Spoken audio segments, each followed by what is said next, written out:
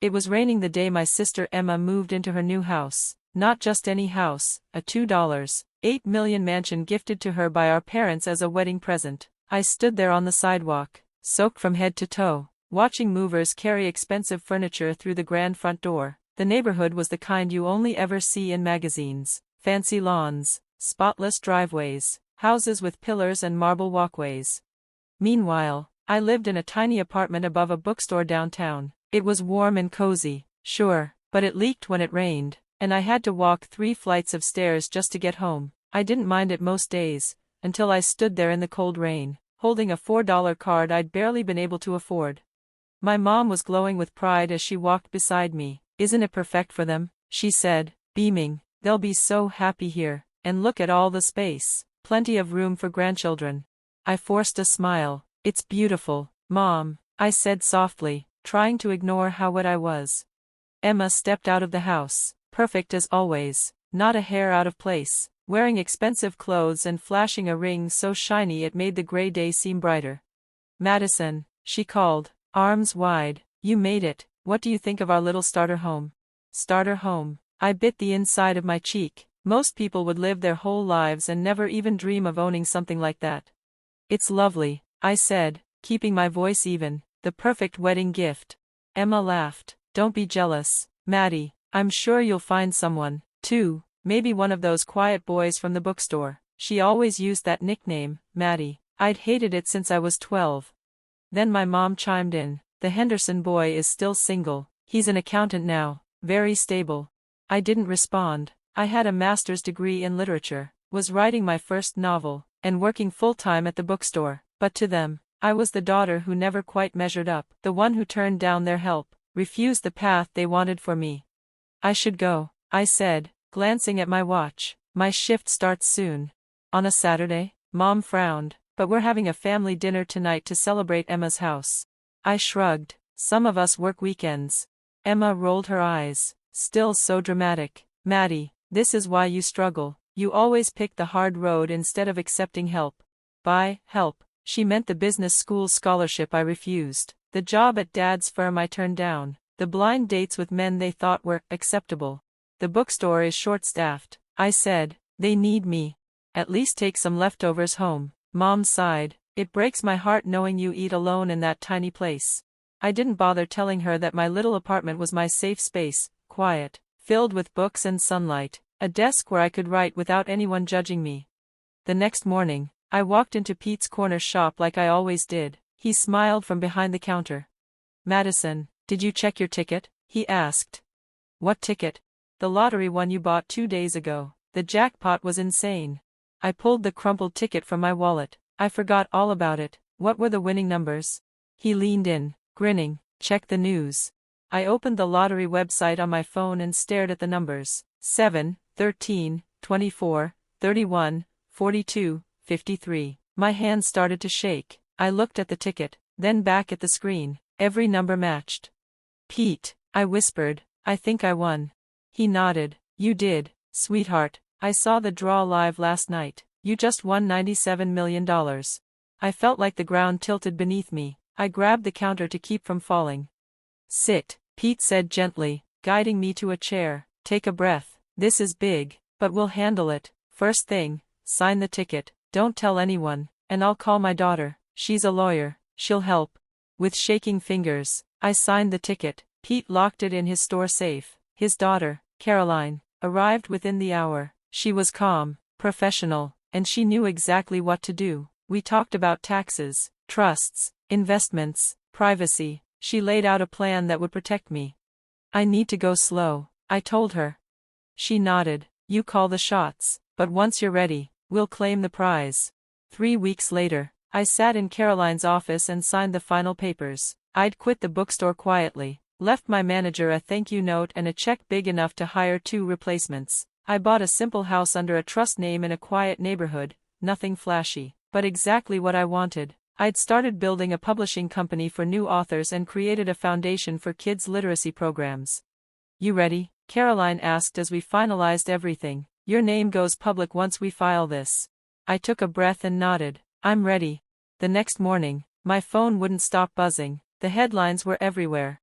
Bookstore clerk wins $97 million jackpot. Madison Bennett becomes instant multimillionaire. I ignored the messages at first, but then I saw the ones I'd been expecting. Emma, OMG, call me right now. Mom, how could you keep this from your family? We're coming over. Where are you living? Dad, your mother is hysterical. Call us now. I didn't reply. I made tea, sat by the window in my home office, and let the sunlight warm my face. Then the doorbell rang. Through the security camera, I saw them, Mom, Dad, and Emma, standing on my porch like they owned it. Emma looked like she stepped out of a fashion ad. My mom kept adjusting her pearl necklace. I opened the door. Madison, Mom cried, why didn't you answer? And how did you afford this house already? Come in, I said calmly. They walked in and looked around, their eyes scanning the furniture, the bookshelves, the quiet elegance of the space. Emma smiled sweetly. Now that you have money, maybe you can move closer to me. There's a house near mine, just $4 million. It's perfect. I like it here, I said. Mom tried again. You'll need guidance, darling. Your father has connections to wealth advisors. I already have a team, I said. And please, call me Madison, not Maddie. Emma's tone shifted. Don't be stubborn. We're just trying to help. You've never been good with money. Remember when I gave you that $10,000 for your silly business idea? The money you never let me forget? I said quietly. She blinked. Well, you needed control, I said, standing, something I'm done giving to anyone. My dad's face turned red. We've always supported you. I laughed, a real laugh. Supported me? You gave Emma everything. I got lectures. I turned down your help because it always came with conditions. Because we were worried. Mom cried. Your dreams didn't make sense to us. You wanted me to be her, I said, looking at Emma, and I'm not. I walked to my desk and took out 3 envelopes. Emma, here's $10,000. Repayment, we're even. I handed her one. Mom, Dad, this is $15,000, the total of everything you ever gave me. I kept track. They looked at the envelopes like they were poisoned. The last one shows I've already started a publishing company, set up a foundation, and protected my assets. I don't need your advice. I don't need your approval, and I definitely don't need your help. My mom looked close to tears. But we're family. I looked her in the eye. Family should love you for who you are, not who they want you to be. And for the first time, I watched them realize they couldn't control me anymore. I was finally free. Love means more than money. It means supporting someone's dreams, not crushing them. It means accepting differences, not trying to erase them. That was the thought in my head when I walked to the door and opened it. If you'll excuse me, I said calmly, I have a meeting with my foundation board. We're planning to fund new libraries for communities that need them most. My father stood stiffly behind me. You're making a mistake, he said. You need us. I smiled, really smiled. I hadn't felt this light in years. No, Dad, you need me. That's why you're here, isn't it? Emma stood up too. Her face was full of anger. You think you're better than us now, just because of some lucky lottery numbers? I looked her in the eye. No, Emma, I've always been better than how you treated me. You just never wanted to see it.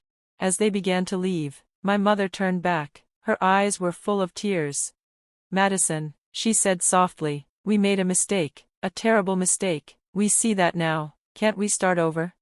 For the first time, I really looked at her, not as my mother, but as a woman who had spent her life chasing an image of perfection. She looked so small now. All of them did, trapped in their narrow ideas of success and value. Maybe someday, I said gently, but not today. I closed the door and walked back to my office. On my desk was the manuscript of my novel, a story about a girl who finds her voice in a world that kept trying to shut her down. It was time to write the next chapter of my story. 6 months later. The launch party for Bennett Publishing House was everything I had dreamed of and more. We turned an old warehouse into a beautiful, cozy space filled with books, lights, and laughter. Local authors we'd published mingled with agents and reporters. Kids from our literacy program showed off their own stories, proudly displayed on the walls. Pete stood beside me, looking proud. Look at what you've built, Madison, he said, and not a single dollar wasted on showing off. He was right. I could have bought a shiny downtown office building, but instead, I restored this old warehouse, because I wanted a place that felt like home for readers and writers alike. I'd used the lottery money carefully, investing in education, new authors, and something that truly mattered. Then my phone buzzed. A text from Emma. Saw your company in the business journal. Must be nice having everything handed to you. James lost his job. We could use some help right now. I deleted it without replying. Over the past few months, they had tried everything: guilt, fake kindness, even angry messages, but I had learned how to ignore them. Emma's big new house turned out to be too expensive. Mom and Dad needed help with their country club fees. James had made bad investments, but I had moved on. Miss Bennet, a little voice said. A young girl tugged at my sleeve. She was one of our students, holding a notebook tight to her chest. Will you read my story? She asked shyly. Of course, I said, kneeling beside her. What's it about? It's about a girl who finds a magic pen, she whispered. Everything she writes comes true, but she has to figure out what really matters most. I smiled, my heart full. Wisdom can come from the smallest voices. Just then, I heard someone say my name. I turned around. It was my mother. She looked uncomfortable in the casual space, dressed too formally. Her perfect look had faded. The past few months had been hard on them. I had heard that Dad's business was failing, Emma's marriage was falling apart, and their fancy lifestyle was crumbling. Mom, this is a private event, I said gently. I know, she said, glancing at the girl beside me. Can we talk, alone? I nodded and asked Sophie to show her story to Sarah, our children's editor. Then I turned to my mother. Go ahead. She looked tired. Your father's company is going under. Emma's house is about to be taken by the bank. Everything's falling apart, and you're here, playing with children's stories. That made my heart burn with anger. Playing? I said. Look around. Those kids are learning to love reading and believe in themselves. Those authors are getting a chance to be heard. This isn't playing. This is building something real. But you've never respected anything I've done, have you? She flinched. You're not here because you care. You're here because you need money. We're still your family, she said, her voice shaking.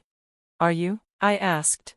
I led her to a wall covered with photos, smiling children reading, new authors signing books, community leaders partnering with us. This is what family looks like, I said, people who show up for each other, who believe in each other. When was the last time you asked me about my novel, my dreams, what made me happy? She was quiet. I don't know, she said softly. Exactly. I turned toward her. The lottery didn't change who I am. It just gave me the power to stop begging for your approval. Tears welled in her eyes. We were wrong. I see that now. Can't you forgive us? I already did, I said gently. That's why I'm not angry anymore. But forgiveness doesn't mean letting people keep hurting me. What do you want from us? Nothing, that's the point. Just then, I saw a group of people walk in. Emma, Dad, James. You came to crash my launch event? I said, exhausted. We're desperate, Emma cried. Her mascara was smudged. James lost all our money. The bank is taking our house. Dad's firm is going under. Please, Maddie, help us. Everyone at the party tried to pretend they weren't watching. I looked at them. Dad, gray and smaller than I remembered. Emma, in worn designer clothes. Mom, torn between pride and shame. No, I said calmly. But then I pulled out my phone. I will offer you something else. I showed them some photos. Dad, this company is hiring senior financial advisors. They know your background. They're offering an interview. I swiped again. Emma, the local arts center needs a fundraising manager. You'd be amazing. Another swipe. James, my friend's construction company is hiring. Real work, good pay. You want us to work? Emma asked, shocked. Yes, like I did. Build something real. Be someone real. And if we say no? Dad asked. Then you'll figure something else out. But I won't pay for the life that nearly destroyed all of us. Emma surprised me by speaking first. The Arts Center, they really think I'd be good at that? Yes, I said, when you actually try. You're incredible at planning and connecting with people. You just have to stop pretending. She looked down. I don't know how to be anything else. You do, I said, taking her hand. You've just never had the space to be yourself. Now you do. Dad cleared his throat. When's the interview? Tomorrow at 10 a.m. Don't wear your Rolex. Show them your heart, not your ego. They nodded, slowly, not thrilled, but maybe, just maybe, willing to change. Before leaving, my mom turned back one last time. This place, it's beautiful, Madison. I'm sorry we never saw. I know, I said softly, maybe someday you'll see me, too. When they were gone, Pete appeared at my side. You okay? He asked. I looked around at the laughter, the joy, the hope. You know what, Pete, I really am. Just then, Sophie came running up with her notebook. Miss Bennet, Miss Sarah loved my story. She said maybe it could be a real book one day. I knelt down beside her, smiling. Want to know a secret, Sophie? Every real book starts with someone brave enough to tell their story, just like you. That night, I sat in my garden, editing my novel. My phone buzzed, a message from Emma. I have an interview tomorrow, any advice? I smiled and replied. Be yourself, your real self. The lottery didn't just give me money. It gave me freedom. It gave me peace. It gave me the courage to be exactly who I was always meant to be. And that was worth more than any number ever could be.